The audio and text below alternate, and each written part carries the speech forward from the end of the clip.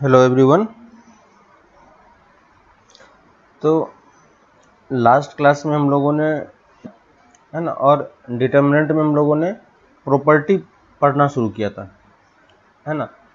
और प्रॉपर्टीज़ में हमारे पास जो बेसिकली दो टाइप की प्रॉपर्टी हम लोगों ने लास्ट क्लास में डिस्कस किया था, ठीक है। उसको मैं एक बार फिर से रिवाइज करा देता हूँ, ठीक है। इस डिटर्मिनेंट में प्रॉपर्टी काफ़ी इम्पोर्टेंट है ना। तो आप प्रॉपर्टी को कितना वाइजली यूज़ कर पाते हो वो आप पे डिपेंड करता है, ठीक है। तो जो फर्स्ट प्रॉपर्टी था हमारे पास, जो हमने लास्ट क्लास में डिस्कस किया था, कि अगर आप किसी भी रो या कॉलम को इंटरचेंज कर देते हो, है ना, और कंप्लीटली रो या कॉलम को इंटरचेंज कर देते हो, जैसे अगर मेरे पास डेल्टा ये है, ठीक है, और मैं एक दूसरा डिटर्मिनेंट बना रहा हूँ, है ना, ठीक है। तो यहाँ पे नोट्स में आपने लिख लिया था, मैं बस यहाँ पे उसको एक्सप्लेन कर दे रहा हूँ। तो अगर मैं एक डेल्टा नया डिटर्मिनेंट बना रहा हूँ जिसमें इसका जो रो है मैं इसको कॉलम में ले रहा हूँ, है ना। तो A11 A12 A13 A21 A22 A22 A32 sorry A23 और A31 A32 A33, ठीक है। और यहाँ से जब आप इसकी वैल्यू कैलकुलेट करने का ट्राई करोगे तो इस डिटर्मिनेंट की वैल्यू, मैंने बोला था कि ये दोनों डिटर्मिनेंट क्या होता है आपके पास, इक्वल होता है और सेम होता है। क्यों? क्योंकि देखो इस वाले में मैंने रो 1 के अबाउट ओपन किया है ना, ये मैंने पहले से लिख के रखा है, आप देख लो कि इसको जब आप ओपन करोगे तो ऐसा कुछ बनेगा 3x3 का, है ना। तो देखो इसमें मैंने R1 के अबाउट ओपन किया तो ये बना। अब अगर मैंने रो और कॉलम को चेंज कर दिया तो अब मुझे अगर ओपन करना होगा तो मैं किसके अबाउट ओपन करूंगा, मैं इस कॉलम के अबाउट ओपन करूंगा, है ना। और कॉलम के अबाउट ओपन करोगे तो देखो पहला एलिमेंट A11 है ना, और ये फर्स्ट रो लेंगे हम तो देखो फिर से आपका यही वाला प्रोडक्ट जनरेट होगा, दिख रहा है क्या, है ना। फिर से यही टर्म जनरेट होगा।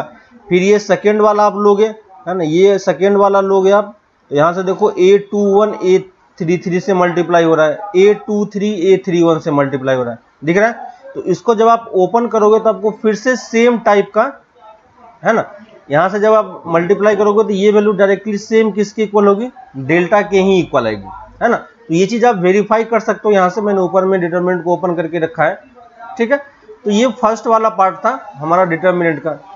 इसी में हमने सेकेंड जो प्रॉपर्टी था वो किया था कि अगर किसी रो या कॉलम में एक कंप्लीट रो या कॉलम का हर एक एलिमेंट जीरो हो जाए, ठीक है। मान लो मैं डेल्टा 2 बना रहा हूं, इसमें मैंने क्या किया, पहले रो को मैंने जीरो ले लिया, ठीक है, और बाकी सारा मेरा सेम है, ठीक है। इसी डिटर्मिनेंट में मैं थोड़ा सा चेंज कर रहा हूं, और इसमें अगर मैं पहले वाले रो को जीरो ले लेता हूं, ऐसे ही आप कॉलम के लिए भी ले सकते हो। जो चीज रो के लिए प्रॉपर्टी सेटिस्फाई होगा सेम प्रॉपर्टी कॉलम के लिए भी वैलिड होगा, ठीक है ना।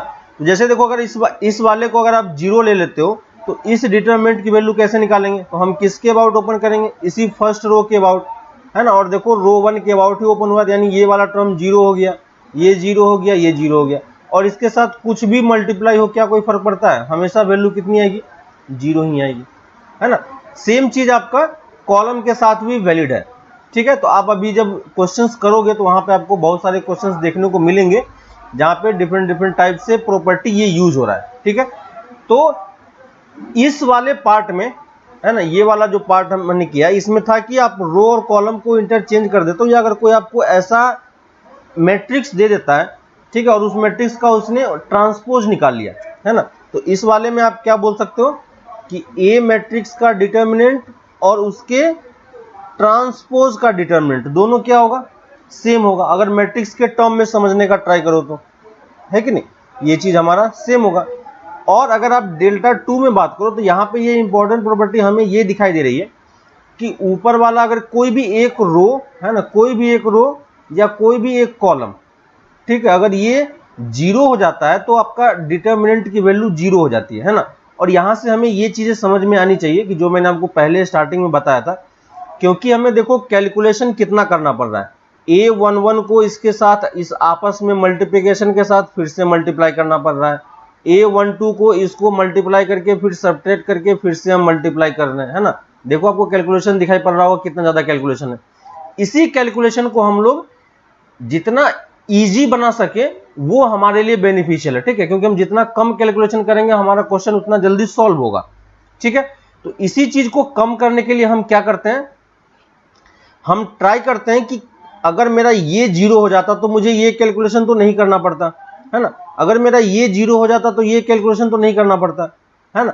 अगर मान लो कि यहाँ पे हमारे पास 3 टर्म है ना, देखो ये 3 टर्म की मैं बात कर रहा हूँ, A11, A12 और A13।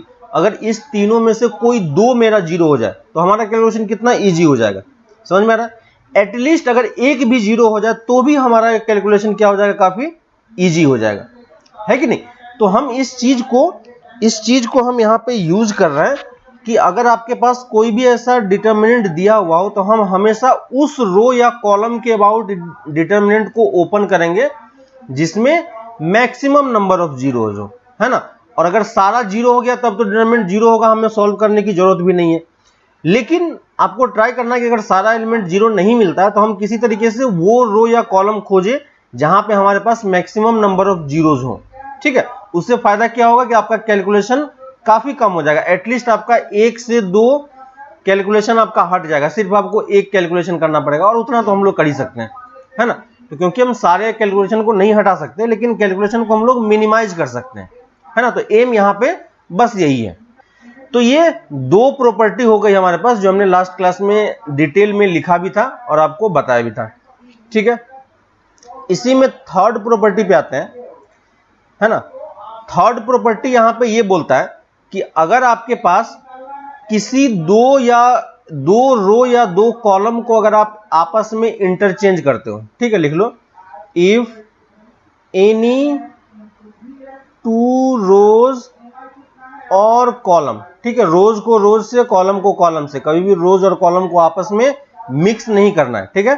तो जितने भी ऑपरेशंस आपको बताया जा रहा है, दोनों जहां पे भी रो या कॉलम लिखा जा रहा है तो उस चीज को आप ध्यान देना कि जब भी आपको रोज और कॉलम लिख के दे तो हमेशा हमें ये ध्यान रखना है कि रोज के लिए अलग ऑपरेशन होगा और कॉलम के लिए अलग ऑपरेशन होगा, कभी भी हम रो या कॉलम को आपस में मिक्स नहीं करेंगे, ठीक है।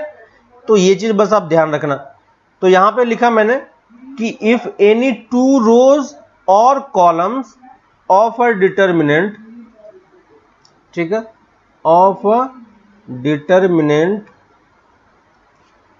if any 2 rows or column of a determinant are interchanged,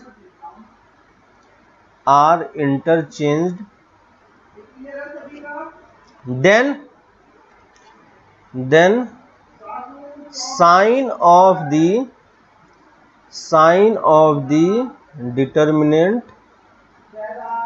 determinant change, ठीक है। और ब्रैकेट में लिख लो वैल्यू रिमेन्स सेम,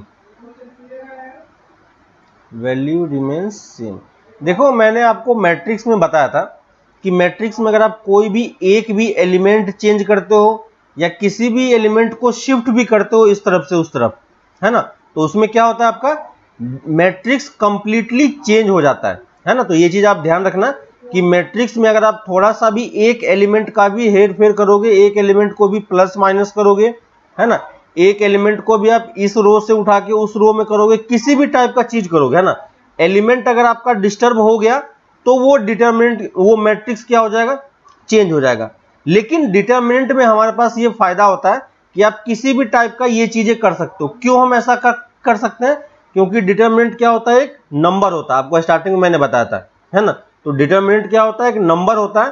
तो नंबर में आप नंबर्स को कहीं भी लिखो, क्या कोई फर्क पड़ने वाला है, नहीं पड़ने वाला है।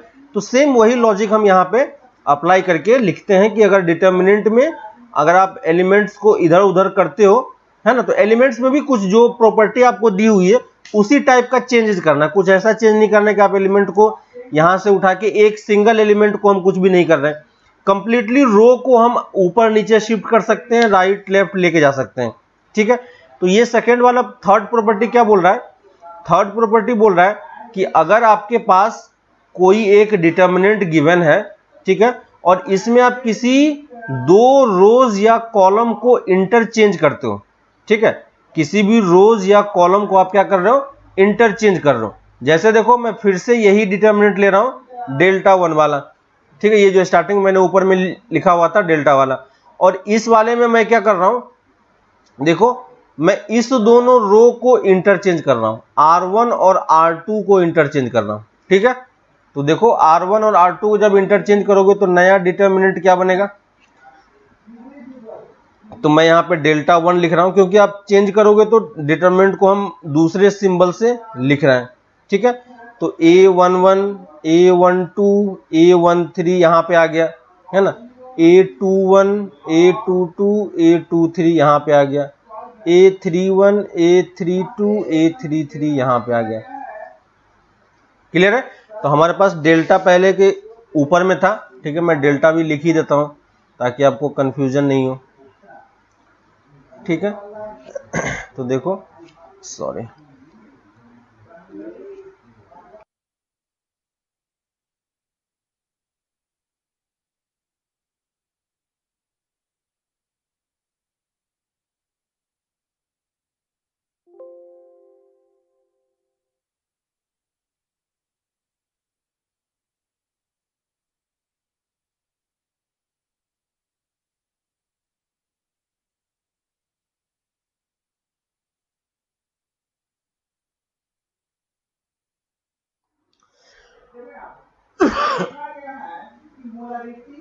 ठीक है।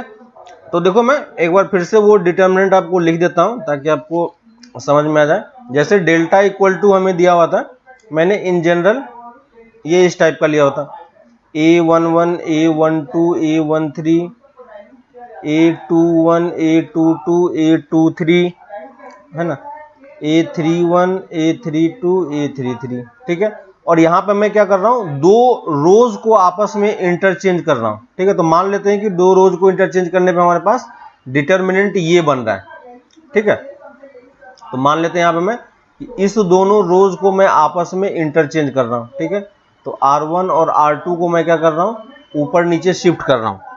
तो इसको जब आप शिफ्ट करोगे तो आपका डिटर्मिनेंट क्या बन जाएगा, है ना, सेकेंड रो का सारा एलिमेंट फर्स्ट रो में आ जाएगा, A21, A22, A23, A11, A12, A13, है ना, A31, A32, A33, ठीक है। इसको ओपन करना आपको पता है कैसे ओपन करते हैं, ठीक है। जो मैंने ऊपर लिखा हुआ है उसी से आप इसको ओपन करके देखना, ठीक है। मान लो मैं इसको रो 1 के अबाउट ओपन कर रहा हूं, ठीक है।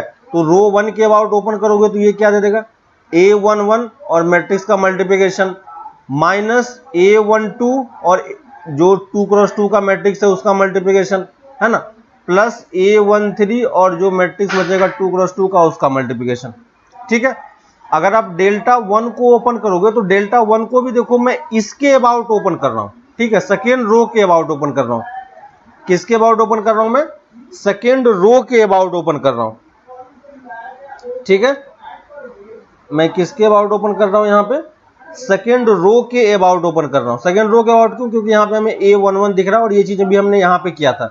तो इसके अबाउट जब ओपन करोगे तो देखो इसका साइन क्या होगा, माइनस A11 होगा, ठीक है, आप देख लेना, इनटू, है ना, इनटू एक मैट्रिक्स होगा 2 क्रॉस 2 का, है ना, प्लस A12 होगा, एक मैट्रिक्स होगा 2 क्रॉस 2 का, माइनस A13 होगा और एक मैट्रिक्स होगा 2 1 2 क्रॉस का, है ना। और यहां से देखो डेल्टा में से अगर इसमें से आप पूरा माइनस कॉमन ले लेते हो तो जो आपको टर्म बचेगा वो क्या बचेगा, डेल्टा ही बचेगा, ठीक है। तो ये आपको मैं एक प्रूफ यहां पे दिखा रहा हूं कि ये इस टाइप का एक प्रूफ यहां पे है इसका, ठीक है। बाकी आप क्वेश्चन, कोई एक न्यूमेरिकल क्वेश्चन आप लेके भी इस चीज को प्रूफ करके देख सकते हो कि ऐसा कुछ सिचुएशन जनरेट हो रहा है या नहीं हो रहा है, ठीक है।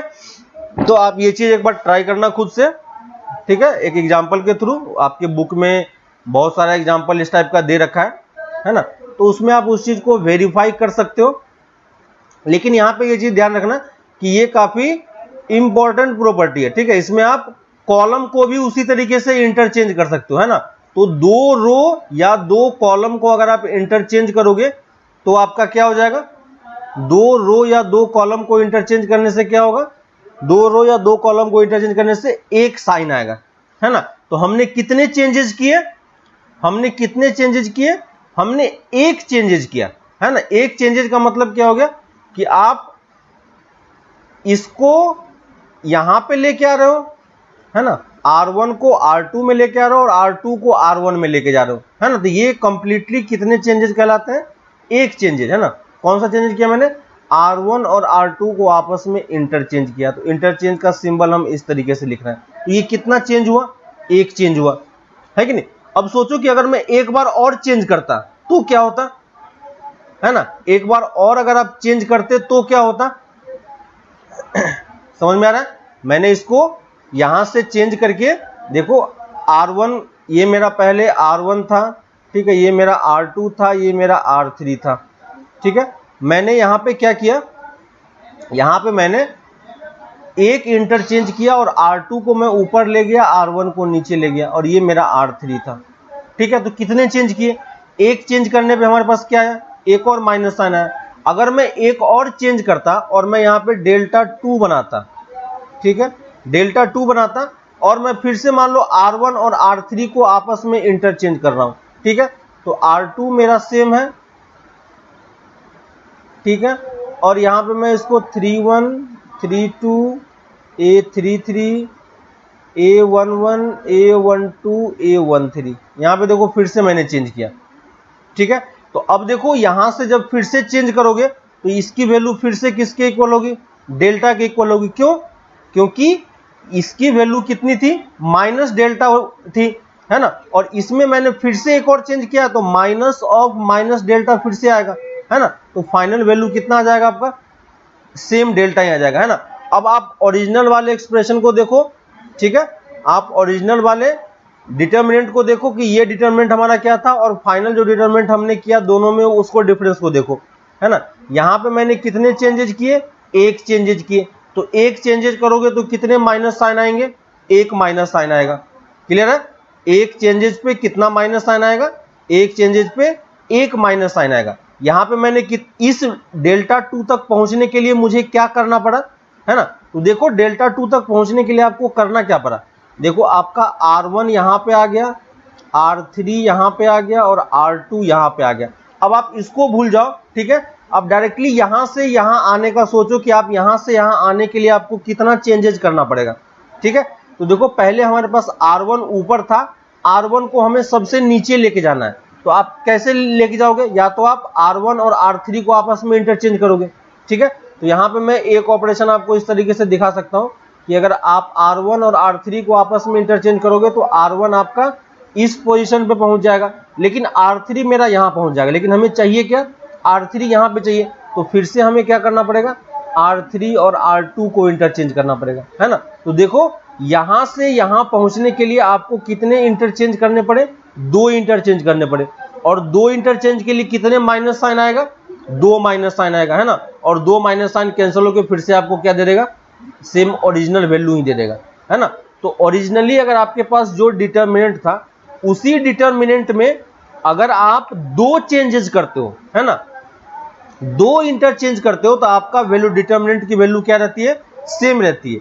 और अगर आप एक इंटरचेंज करते हो तो आपकी वैल्यू क्या हो जाती है? माइनस टाइम्स चेंज हो जाती है। और इसी चीज को मैं जनरलाइज कर देता हूं, है ना। For even number of interchanges, है ना, for even number of interchanges, for even number of interchange value of determinant, value of determinant, value of determinant remains same, value of determinant remains same, है ना।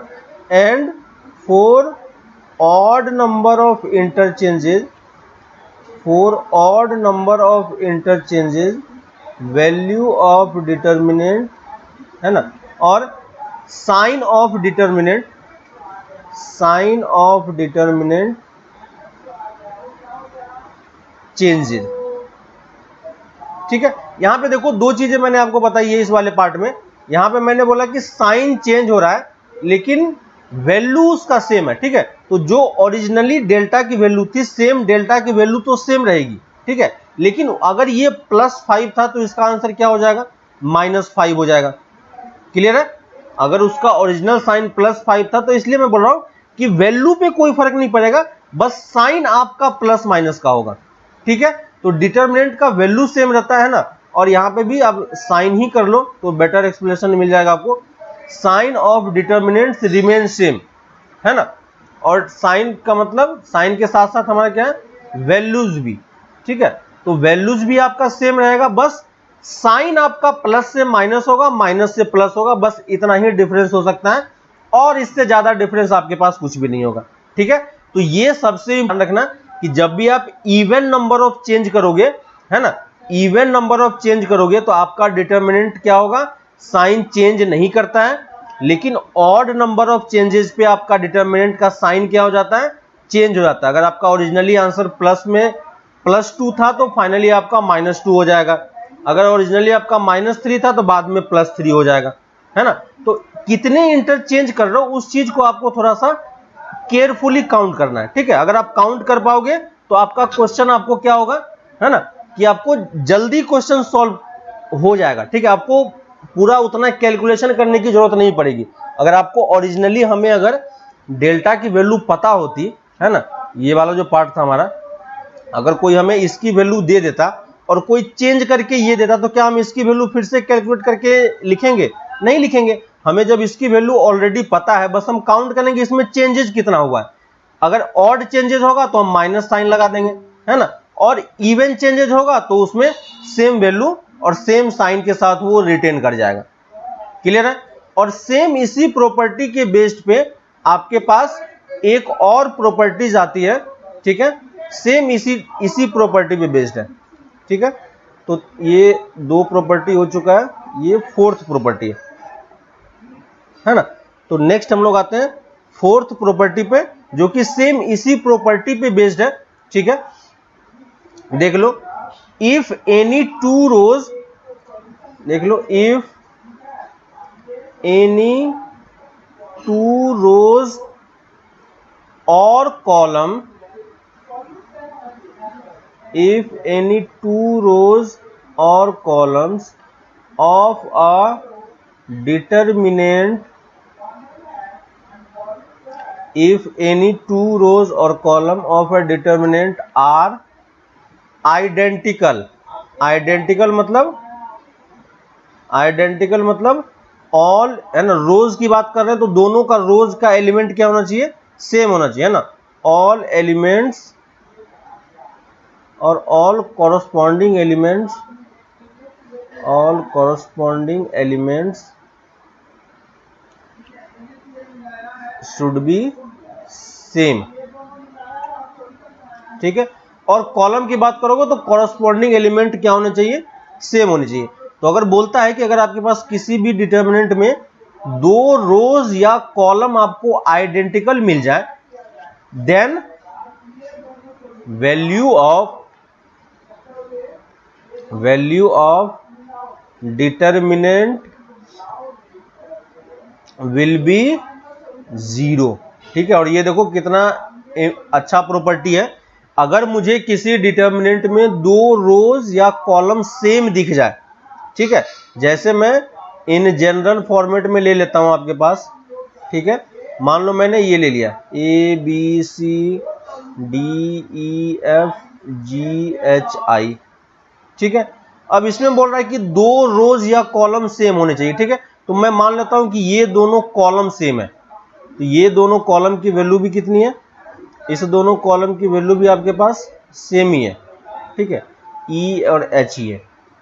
ठीक है, तो अगर आपके पास ये देखो, यहां पे मैंने 2 कॉलम सेम लिया है, तो ये बोल रहा है कि इस डिटर्मिनेंट की वैल्यू 0 होनी चाहिए। ठीक है, तो हम चेक करते हैं कि क्या ये सही बात है या नहीं, 0 होगा या नहीं होगा।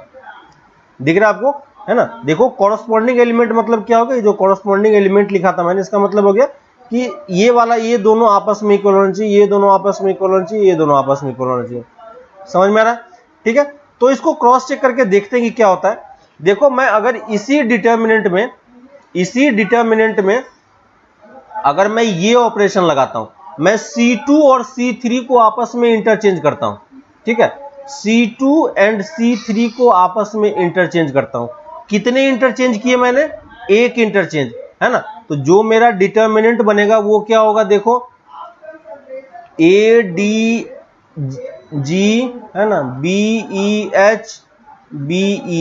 बताओ क्या दोनों में कोई चेंज दिख रहा है? कोई भी चेंज नहीं दिख रहा है। लेकिन हमें पता है कि इस डिटर्मिनेंट की वैल्यू है ना, अगर मैं इसको डेल्टा 1 मान लूं तो मुझे पता है कि मैंने क्योंकि इसमें एक चेंजेज किया है, ठीक है, और ये मैं मान रहा हूं कि इसका वैल्यू यही डेल्टा ही है, ठीक है। तो मैंने इसमें क्योंकि एक चेंजेज किया है तो इसका जो वैल्यू है वो क्या होना चाहिए, ओरिजिनल डिटर्मिनेंट का माइनस टाइम्स होना चाहिए, है कि नहीं। लेकिन हमें ये भी पता है कि देखो हमने इंटरचेंज तो किया लेकिन दोनों डिटर्मिनेंट क्या है, सेम है ना, कोई फर्क नहीं पड़ रहा है। इसका मतलब डेल्टा है ना, ये डेल्टा ही है, तो डेल्टा इक्वल टू क्या हो गया, माइनस डेल्टा, है कि नहीं। और यहां से इसको इस तरफ लेके आओगे तो ये क्या होगा, डेल्टा इक्वल टू 0। क्लियर है ना। तो ये चीज हमें ध्यान रखना है, ये भी इंपॉर्टेंट प्रॉपर्टी है कि अगर आपको कहीं भी किसी दो डिटर्मिनेंट में है ना, एक डिटर्मिनेंट में दो रोज या कॉलम है ना, दो रोज या कॉलम अगर आपको आइडेंटिकल दिख जाए, सेम दिख जाए, है ना, तो आप डायरेक्टली उसकी वैल्यू क्या बता सकते हो, 0 बता सकते हो, ठीक है। और साइड में आप ये प्रॉपर्टी लिख देना कि क्योंकि दो आइडेंटिकल हैं इसलिए डिटर्मिनेंट 0 होगा, है ना। और उसका मैंने प्रूफ भी आपको, इजी सा प्रूफ मैंने आपको दे दिया, है ना। तो कितना अब आपको समझ में आ रहा है कि डिटर्मिनेंट करना कितना इजी है ना। लेकिन ये इजी आपको तब लगेगा जब आप प्रॉपर्टी यूज करोगे। अगर आप प्रॉपर्टी यूज नहीं करते हो तो डिटर्मिनेंट आपके लिए हमेशा टफ काम होगा सॉल्व करना। क्यों? क्योंकि आपको कैलकुलेशन कितना करना पड़ रहा है वो आपको अभी दिखाई दे रहा होगा, है ना। तो इसलिए प्रॉपर्टीज वगैरह को हमेशा ध्यान रखना है ना। जितने भी प्रॉपर्टी आपको बताए गए वो सारे प्रॉपर्टी आपको अच्छे तरीके से पता होने चाहिए कि कौन सा प्रॉपर्टी कहां पे काम कर रहा है, ठीक है। नेक्स्ट 5th प्रॉपर्टीज पे आते हैं, ठीक है। तो 5th प्रॉपर्टी ये बोलता है कि जैसे हमने डिटर्मिनेंट में किया था, मैट्रिक्स में किया था, याद होगा आपको। मैट्रिक्स में हमने क्या किया था कि मैट्रिक्स में अगर आप किसी मैट्रिक्स को किसी स्केलर से मल्टीप्लाई करते हो, है ना, मैट्रिक्स में अगर आप किसी स्केलर से मल्टीप्लाई करते हो तो क्या होता है कि हर एक एलिमेंट उस स्केलर से मल्टीप्लाई हो जाता है, याद होगा आपको, है ना। तो वो क्या होता है, हर एक एलिमेंट उस स्केलर से मल्टीप्लाई हो जाता है। लेकिन यहां पे क्या होता है ना, if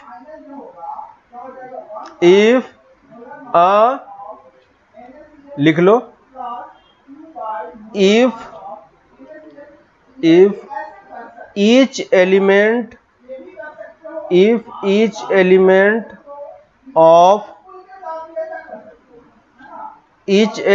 of a row or column, if each element of row or column of a determinant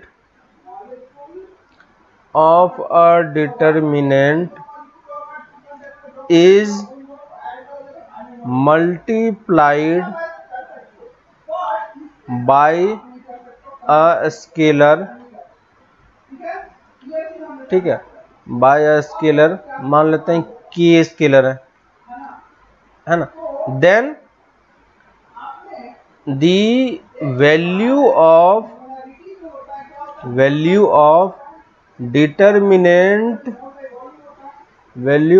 determinant is multiplied, or value of determinant gets multiplied by the same scalar, ठीक है। इस चीज को समझो, ये भी इंपॉर्टेंट चीज है, यहां से आपको क्वेश्चन सॉल्व करने में काफी आसानी होगा, ठीक है। ये वाला प्रॉपर्टी क्या करता है, आपके कैलकुलेशन को, अगर आपका कोई रो या कॉलम में मैक्सिमम नंबर ऑफ जीरोज नहीं भी है तो भी ये प्रॉपर्टी आपके क्वेश्चन को क्या करेगा, इजी बना देगा। कैसे? तो देखो ये क्या बोल रहा है कि अगर किसी रो या कॉलम में, है ना, देखो रो या कॉलम में किसी स्केलर से मल्टीप्लाई हो रहा है, ठीक है, तो आपका डिटर्मिनेंट का वैल्यू भी स्केलर से सेम स्केलर से मल्टीप्लाई हो जाता है। इसका मतलब कि अगर आपके पास कोई डिटर्मिनेंट ये है, ठीक है, मान लो मैंने यहाँ पे लिया ABCDEFGHI, ठीक है, यहाँ पे मैं डिटर्मिनेंट ले रहा हूँ। एक मैं दूसरा डिटर्मिनेंट ले रहा हूँ डेल्टा 2, ठीक है, डेल्टा 2 लिया और इसमें मैं क्या कर रहा हूँ, पहले रो में हर एक एलिमेंट को मैं 2 से मल्टीप्लाई करता हूँ और K से मल्टीप्लाई कर दे रहा हूँ, ठीक है। तो KA KB KC है ना, DEFGHI, ठीक है। तो ये बोल रहा है कि डेल्टा 2 की वैल्यू किसके इक्वल होगी, K टाइम्स डेल्टा के इक्वल होगी, है ना। डेल्टा 2 किसके इक्वल होगी, K टाइम्स डेल्टा के इक्वल होगी। मतलब क्या हो गया कि अगर आपके पास कोई ये डिटर्मिनेंट की वैल्यू है डेल्टा, और इसमें देखो मैंने एक रो में K से मल्टीप्लाई किया है, ठीक है, तो ये देखो K आपका इस डिटर्मिनेंट से, अगर आप इस डिटर्मिनेंट में K से मल्टीप्लाई कर दोगे तो ये इसी के इक्वल हो जाएगा। क्लियर है। ऐसा क्यों हो रहा है, क्योंकि अब अगर आप यहाँ पे ओपन करोगे इस वाले डिटर्मिनेंट को, ठीक है, सेम वही चीज है, अगर आप इस रो के अबाउट ओपन करते हो डेल्टा को तो देखो क्या होगा, A इंटू 2 क्रॉस 2 का determinant plus B into 2 cross 2 का determinant plus C into 2 cross 2 का डिटर्मिनेंट, है कि नहीं। इस डेल्टा 2 को अगर आप ओपन करोगे फिर से इसी रो के अबाउट तो देखो क्या होगा, KA इंटू 2 क्रॉस 2 का डिटर्मिनेंट, और जो ये 2 क्रॉस 2 का डिटर्मिनेंट होगा वो सेम इसी के तरह होगा, आप चेक कर लेना, minus times KB into 2 cross 2 का determinant plus KC into 2 cross 2 का डिटर्मिनेंट, दिख रहा है। और यहां से देखो सबसे K आपका कॉमन आ जाएगा, तो K कॉमन निकालोगे तो जो बचेगा वो क्या बचेगा, डेल्टा ही बचेगा, दिख रहा है क्या, ये क्या बच रहा है, डेल्टा बच रहा है, ठीक है। तो ये एक इंपॉर्टेंट प्रॉपर्टी है, ये आपको ध्यान रखना है। और सेम चीज मैं इसको दूसरे साइड से भी बोल सकता हूं आपको, ठीक है, तो उसको पॉइंट बना के आप लिख लो, if a determinant is multiplied by a constant k, then only one row and only one row or column is multiplied by same constant, ठीक है। देखो मैं इसी चीज को रिवर्स डायरेक्शन में आपको समझाने का ट्राई कर रहा हूं। अगर मेरे पास कोई एक डेल्टा डिटर्मिनेंट है ABCDEFGHI, ठीक है, तो मैं क्या कर सकता हूं, अगर मुझे मान लो कि 2 डेल्टा लिखना है, ठीक है, मैं क्या चाह रहा हूं कि 2 डेल्टा लिखना चाह रहा हूं, तो 2 डेल्टा मतलब क्या हो गया कि मैं जो हमारे पास ओरिजिनल डिटर्मिनेंट है उस डिटर्मिनेंट में मैंने क्या किया, 2 से मल्टीप्लाई कर दिया, है ना। तो इस 2 से जब आप मल्टीप्लाई करोगे तो ये जो प्रॉपर्टी है, जो आपका 5th वाला प्रॉपर्टी है, वो प्रॉपर्टी ये बोलता है कि आप अगर डिटर्मिनेंट में 2 से मल्टीप्लाई कर रहे हो तो ये जो 2 है, ये 2 हर एक एलिमेंट से मल्टीप्लाई नहीं होगा, किससे मल्टीप्लाई होगा, किसी एक रो से, या तो आप ओनली वन रो, है ना, यहां पे लिखा हुआ क्या, ओनली वन रो, और कौन सा रो, कोई सा भी रो जो आपको अच्छा लगे, ठीक है। आपको इस रो में 2 से मल्टीप्लाई करना है तो इस रो में कर सकते हो, इस रो में 2 से मल्टीप्लाई करना है तो इसमें कर सकते हो, क्लियर है। वैसे ही इस रो में करना है तो इस रो में भी आप 2 से कर सकते हो, वैसे ही या तो आप कॉलम में भी मल्टीप्लाई करके लिख सकते हो, इसी चीज को आप इस तरीके से भी लिखा जा सकता है, क्लियर है ना। तो टोटल आपके पास कितने वेज हो जाएंगे लिखने के, 6 तरीके। आप तीनों रो में से किसी रो में मल्टीप्लाई कर सकते हो, तीनों कॉलम में से किसी कॉलम में मल्टीप्लाई कर सकते हो, है ना। तो ये इंपॉर्टेंट प्रॉपर्टी आप ये देखो कि ये बहुत जगह पे हमें यूज करना पड़ेगा कि जब आप मल्टीप्लाई करते हो तो एक टाइम पे आप सिर्फ एक रो या एक कॉलम में ही मल्टीप्लाई कर सकते हो, उससे ज्यादा पे आप मल्टीप्लाई नहीं कर सकते हो, ठीक है। और दूसरी चीज कि अगर मुझे कॉमन निकालना हो किसी चीज से, ठीक है, कॉमन निकालना हो तो एक टाइम पे आप एक रो से ही कॉमन निकाल सकते हो या एक कॉलम से ही कॉमन निकाल सकते हो, ठीक है। मान लो मैं एक और दूसरा टाइप का डिटर्मिनेंट ले रहा हूं, ठीक है, एक मैंने मान लो ये डिटर्मिनेंट ले लिया, ठीक है, जिसमें ऐसे लिखा हुआ है, twice A, twice B, twice C, thrice A, है ना, 6B, 9C, ठीक है, 4A, 8B और 12C। मान लो ये चीज लिखा हुआ है, ठीक है। मेरे पास यहां से देखो इसका फायदा क्या है, मेरे पास इसका फायदा ये होगा कि देखो सब में हमें 2 2 2 कॉमन दिख रहा है, ठीक है। तो जब आप 2 बाहर निकालने का ट्राई करोगे तो एक टाइम पे आप एक ही रो या कॉलम से बाहर निकाल सकते हो। अगर आप 2 बाहर निकालते हो जिसका मतलब ये नहीं कि हर एक एलिमेंट से 2 बाहर निकलेगा। किससे बाहर निकलेगा? सिर्फ एक रो से ही बाहर निकाल सकते हो एक टाइम पे। तो यहां से देखो सब में मुझे 2 कॉमन दिख रहा है, तो मैं इस 2 वाले को बाहर निकाल सकता हूं, है ना। तो 2 बाहर निकाला तो मेरा 2 यहां पे आ गया, और यहां पे मैं ABC, थ्राइस ए, है ना, thrice B, 9C, 4A, 4, 8B, है ना, 12C, हमें ये दिख रहा है। क्लियर है? तो अगर आप 2 कॉमन लोगे तो आपका ये बाहर निकला। अगर मान लो कि आप यहां से 2 नहीं निकालना चाह रहे हो, मैं चाह रहा हूं कि 3 बाहर निकले, है ना, तो 3 आप यहां से निकाल सकते हो। तो यहां पे कितना बच जाएगा? 3, 2, और यहां पे आपका 3 बाहर निकल गया, ठीक है। तो इस तरीके से आप ये भी निकाल सकते हो, कोई प्रॉब्लम नहीं है। वैसे यहाँ 4 यहां से कॉमन आपको दिख रहा है, तो एक टाइम पे आप एक रो या एक कॉलम में ही काम करोगे, है ना, पूरे से आप एक साथ बाहर नहीं निकाल सकते हो, ठीक है। वैसे ही अगर आप कॉलम से देखोगे तो यहां पे देखो मुझे कॉलम में 2 दिख रहा है ना, तो यहां से मैं 2 यहां से भी बाहर निकाल सकता हूं, ठीक है। तो यहां पे क्या बच जाएगा? 3, और यहां पे 4 बच जाएगा, ठीक है। अब देखो यहां पे मुझे 3 3 3 दिख रहा है, तो यहां से मैं 3 बाहर निकाल लूंगा, यहां से मैं 4 बाहर निकाल सकता हूं। तो इस टाइप से आप एक टाइम पे एक ही डिटर्मिनेंट बाहर, एक ही रो या कॉलम से बाहर निकाल सकते हो, ठीक है। मान लो इसी में एक क्वेश्चन में करके देता हूं आपको, ठीक है। जैसे मान लो एक एग्जांपल ले लेते हैं कि मान लो मेरे पास एक डिटर्मिनेंट है ना, और बोल रहा है कि find the value of this, ठीक है। यहां पे मान लो 2, 4, 6, 3, 6, 9, है ना, 3, 6, 9, 4, 8, 12, ये मान लो मेरे पास है, ठीक है।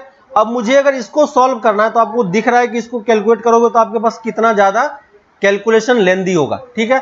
तो मैं यहां पे क्या करूंगा? प्रॉपर्टी यूज करूंगा। पहला प्रॉपर्टी क्या यूज करूंगा मैं, कि मुझे यहां पे दिख रहा है, मुझे पहले वाले रो में क्या दिख रहा है? 2 कॉमन दिख रहा है, तो मैं यहां से पहले तो 2 बाहर निकाल लूंगा।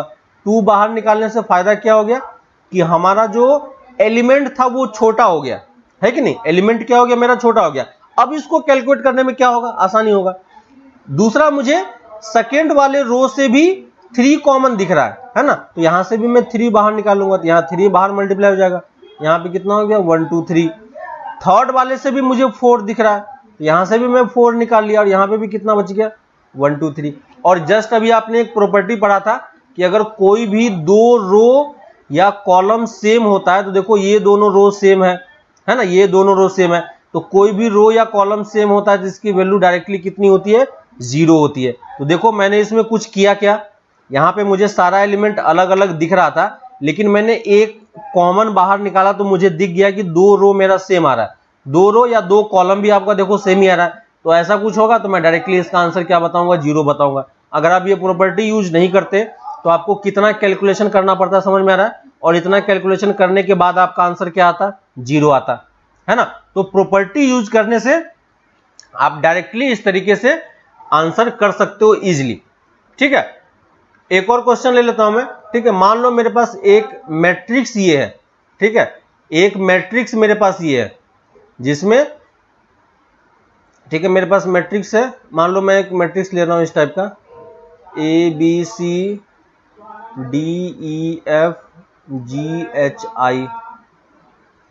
ठीक है, ये मेरे पास एक मैट्रिक्स है।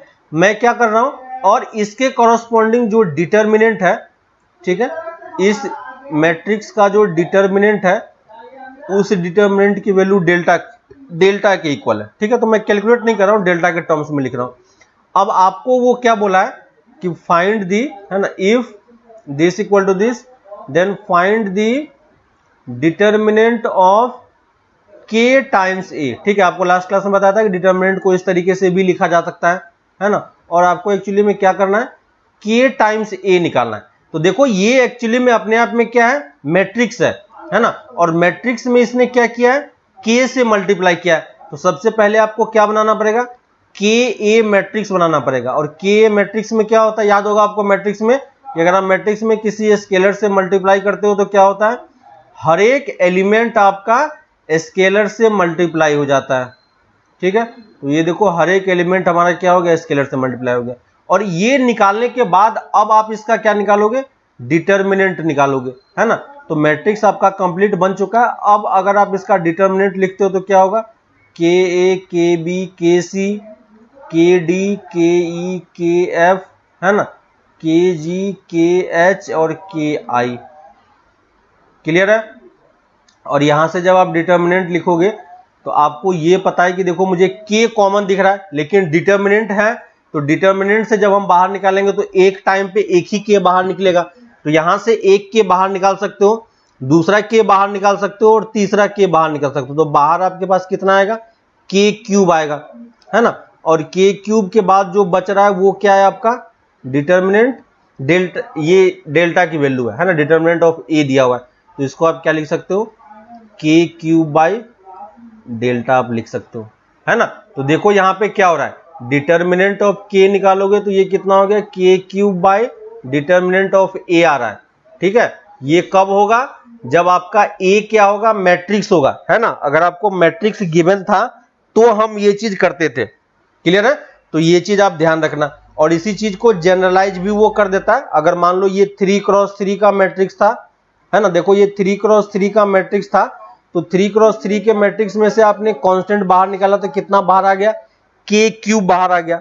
वैसे ही अगर आपके पास n×n का मैट्रिक्स है, ठीक है, जैसे इसी का पॉइंट बना के आप इसको लिख लो, ठीक है, इसी को पॉइंट बना के लिख लो, if a is a n×n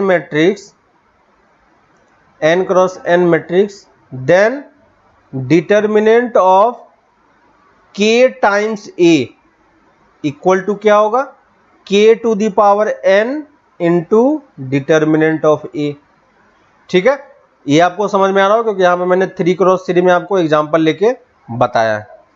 ठीक है, तो ये प्रॉपर्टी आपको समझ में आई क्या, इस प्रॉपर्टी में क्या करना है, क्लियर हो गया आपको, है ना। तो ये काफी इंपॉर्टेंट प्रॉपर्टी है। आपको क्वेश्चन के जो उसमें आपको ज्यादा हैवी टर्म दिखाई पड़ेगा, उस हैवी टर्म को आप क्या कर सकते हो, रिड्यूस कर सकते हो, है ना। उस हैवी टर्म को आप क्या कर सकते हो, रिड्यूस कर सकते हो। और रिड्यूस हम कैसे करेंगे, तो इस टाइप से जो आपको कुछ कॉमन बाहर दिखाई पड़ता है, उस कॉमन को आप बाहर निकाल सकते हो हर एक रो या कॉलम से। ठीक है, तो रो या कॉलम में जो आपको हैवी टर्म दिखाई पड़ रहा होगा उसको आप बाहर निकाल पाओगे। क्लियर है। तो ये हमारे पास प्रॉपर्टी हो गई, है ना, ये हमारे पास 5वीं प्रॉपर्टी थी, है ना। और ये सारी प्रॉपर्टी इंपॉर्टेंट है, तो अभी मैं आपको टाइम दे रहा हूं, ठीक है, ताकि आप प्रॉपर्टीज वगैरह को डिटेल में और अच्छे तरीके से समझ पाओ। ठीक है, हमारे पास 2 और प्रॉपर्टी है जिसको हम लोग नेक्स्ट क्लास में डिस्कस करेंगे। ठीक है, तो प्रॉपर्टी हम लोग आराम से और धीरे धीरे कर रहे हैं ताकि आपको समझने में या कहीं पे कोई प्रॉब्लम नहीं हो। ठीक है, तो अभी भी आपके पास करने के लिए कोई होमवर्क नहीं है डिटर्मिनेंट में पर्टिकुलरली, लेकिन आपको शीट मिल चुका है ना। तो शीट आपको मिल चुका है, तो आप ट्राई करो। जो मैट्रिक्स का शीट आपको मिला है, कल आपको 1 to 10 करने के लिए मिला था। ठीक है, तो अप टू क्वेश्चन नंबर 20 तक, ठीक है, अप टू क्वेश्चन नंबर 20 तक जो मैट्रिक्स का शीट आपको मिला है, ठीक है, मैट्रिक्स का शीट आप लोग कंप्लीट करो अप टू 20 तक। ठीक है, उसके बाद हम लोग इसी में कुछ 2 प्रॉपर्टी और बाकी है, तो नेक्स्ट क्लास में वो कंप्लीट हो जाएगा, तब आप अच्छे तरीके से इसके क्वेश्चंस को अटेम्प्ट कर पाओगे। ठीक है, तो नेक्स्ट क्लास में हम लोग इसी के 2 और प्रॉपर्टी है उसको भी सीखेंगे, फिर हम लोग इसके आगे नेक्स्ट क्लास में कंटिन्यू करते हैं। ठीक है, चलो बाय।